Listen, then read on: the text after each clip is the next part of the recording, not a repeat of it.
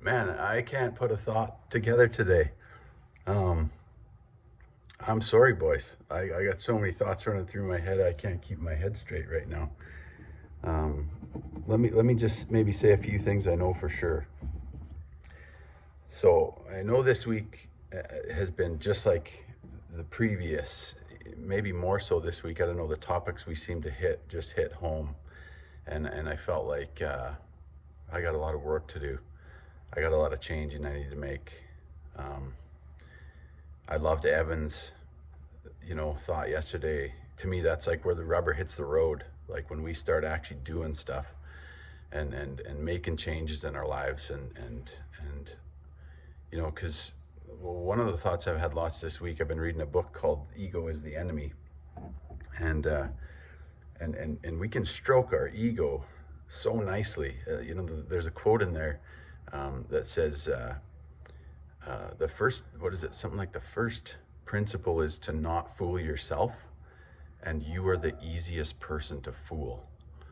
And so it's this idea that we can just so easily stroke our ego and keep ourselves feeling like all is well in Zion and everything is great and we're awesome and anyway, I think these thoughts are so good at that if we allow them to actually produce action and get ourselves moving in the right direction again and producing actual change. So thanks for your contributions in that department, boys. Um, we've often talked about this idea of people blowing up their lives and how we'll make quick one-liner jokes about keep it together, boys, don't blow up your life. And I think that the truth is at some point in each of our lives we'll all be broken. We get to a point, doesn't matter where we're at, um, where we all break and need to be put back together. Um, and I think Jesus is the answer through that process for sure. Um, and pride is and ego are the enemy that keeps us from getting there. Um, Pride and ego are usually the reason why we break, and then we, also the reason why we may not get put back together unless we allow it to go, unless we conquer the natural man, unless we become submissive, meek, and humble. I think about those situations where guys have really blown things up, and and sometimes when you see it through the right lens, it's like, well, maybe that's just what they needed. And again, Evans thought, talking about what we need versus what we deserve. Maybe that's the only way they would get to that point in their lives where they were meek, humble, submissive, childlike. And as much as we'd all like to spare each other those experiences, that just may be the path that the individual needs to take.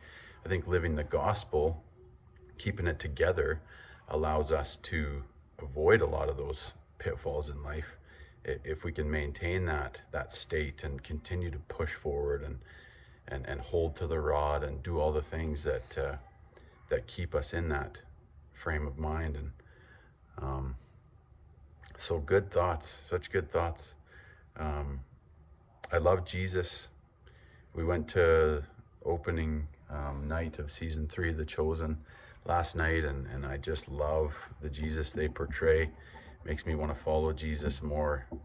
Um, my favorite parts are by far the scenes where he calls his apostles, and they're these intensely connected experiences where they realize two things. They realize, one, that Jesus is the Son of God, and two, that he possibly knows me better than I know myself. And he'll often share some experience from their life in previous years that no one could possibly know. And they have this kind of dawning moment where they're like, they make this realization, and it's such a cool thing to watch. It brings a tear to my eye.